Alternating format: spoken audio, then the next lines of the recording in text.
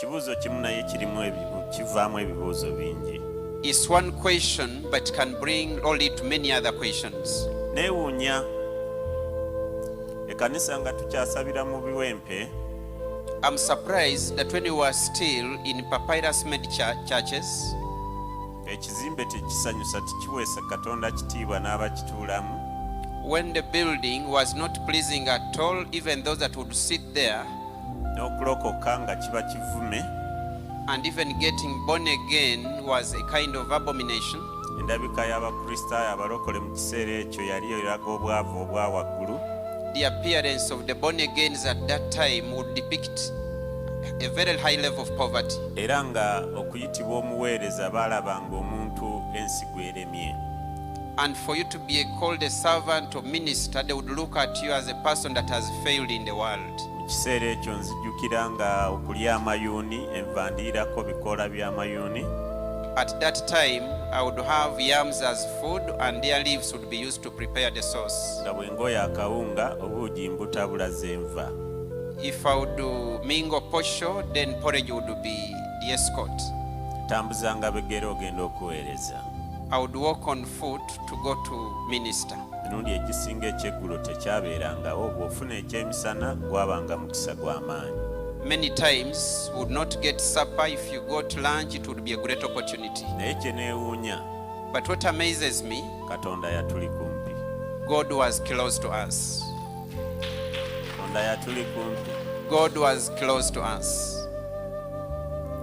Mu nnyambala embi In that poor way of dressing, zijjukira nalina peya 2 essaati 2 n'empale 2. I remember I had only 2 shirts and 2 pair of trousers. Era nga neeyazika engasito za sandaaka ku mukwano gwange gwe nasulanga naye. And I would borrow the shoes from a friend that I was staying with. Naye bwe nagendanga mu nkuŋŋaana gye baabanga bampise, But whenever I would go to the gatherings where I would be invited, nali mulenzi muto. I was a young person. Bwe nayimiriranga okwogera, Whenever I would stand to speak, abantu tebaawuliranga ddoboozi lya musana, baawuliranga nga Katonda ayogera gye bali. people would not hear my voice, but they would hear God speak to them. Ekibuuzo kye nina mu nze, The question I have within me, ennaku zino nyambala bulungi, these days I dress well. ntambula ntudde, I move while seated. ndya emmere gye njagadde, I eat the food that I like. nyambala olugoye, nsobola okwetuusaako olugoye lwe njagadde. I can get any kind of clothes that I need. Naye kineewuunyisa But what amazes nti me, ennaku zino bwe mbuulira enjiri, that these days when I preach the gospel, abantu mu kifo eky'okuwulira Katonda bawulira Alex Musana. instead of people hearing God, they hear Alex Musana speak. Musana yayogedde, Musana spoke. Musana yatulumbye. Musana attacked us. Tebakyawulira Katonda yayogedde gye tuli.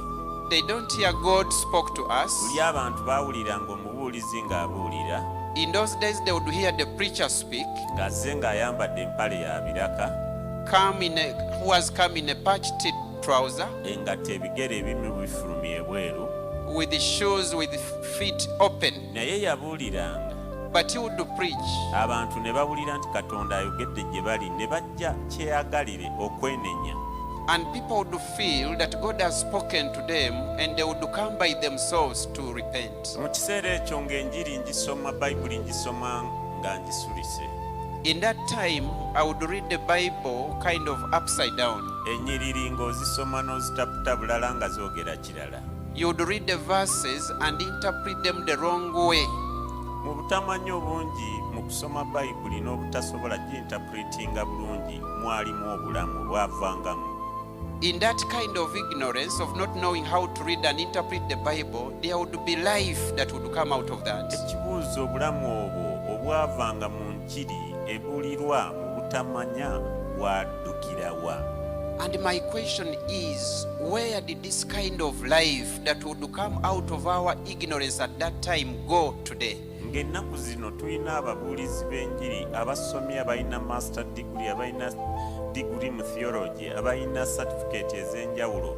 Naffe twefubyeko abataasoma okulaba nga twongera okwekenneenya Bible.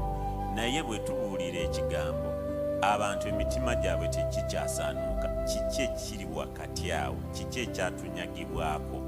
What was taken away from us ministers today, because today people have gone to school, they have studied, they have degrees, masters and all the like. Lulinga omuntu bw'agwa mu kibi anakuwalira ekibi, yenenya okuleka ekibi, akaabirira Katonda omuwa amaanyi agakireka. Ku mulundi guno omuntu ajja mu kanisa n'ekibi kye, n'addayo n'ekibi kye, n'akomawo n'ekibi kye, ne bufuuka obulamu atambulira. In those days, people would be remorseful of their sin. They would feel bad about it and pray about it and go back crying about it. What has happened today? Someone goes back with, they come with their sin and go back with it. Twali tetunaba na kufuna bikozesebwa ng'ebitabo ebinnyonnyola Bayibuli mu mulembe guno n'ebikozesebwa ebirala ebingi bye tulina. We had not yet gotten Bible commentaries and many other books that try to explain the Bible as we have them today. Naye wayimiriranga okwogera, But you, gyokka ne gitandika okudduka okuva mu bantu nga tonnaba na kugigoba. Ekyo kyalagawa.